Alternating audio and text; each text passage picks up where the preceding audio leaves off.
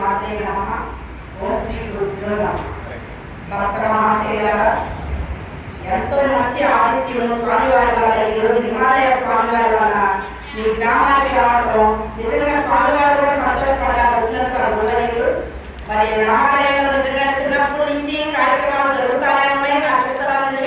కానీ ఇప్పుడు పదే పదే ఇప్పుడు 10 మంది మీ కష్టం అవన్నీ చూస్తుంటే ఎంత ఆనందంగా ఉందో మీ మొఖాల్లో.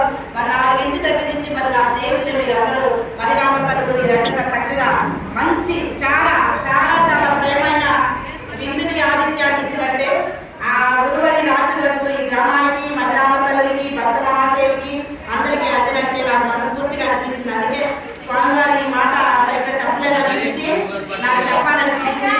ఎంతో ఆసక్తిగా మీరందరూ ఇల్లు చాలా దూరంగా ఉన్నప్పటికీ కూడా మరి రోడ్డు దాటుకొని ఎంతో శ్రమను ఓర్చుకొని భగవంతుని పట్ల మీరు ఎంతో ప్రేమ కరుణతో గురుగారి పట్ల ఎంతో శ్రద్ధతో మరి ఎదురెళ్ళి గ్రామ యొక్క ఐక్యతను చాటాలనేది నాకు అనిపించిన భావన మీతో పంచుకుంటున్నాను.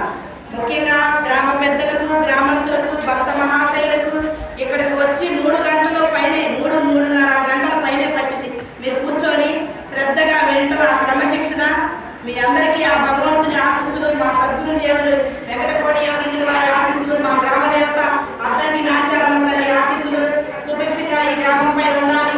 అంతే మరి హిమాలయ స్వామివారి ఇంకా ప్రయాణం బాగా తనకి భగవంతుడు వారిలో ఉన్నప్పటికీ ఇంకా ఆరోగ్యంగా చక్కగా రాష్ట్రాన్ని ఇంకో రాష్ట్రాన్ని అన్ని దేశాన్ని పర్యటించి వారి ప్రబోధాలన్నీ ప్రజలకు అందే విధంగా బాగా అర్థమయ్యే రీతిలోనే వారు చెప్తున్నారు. చాలా ఆనందంగా ఉంది.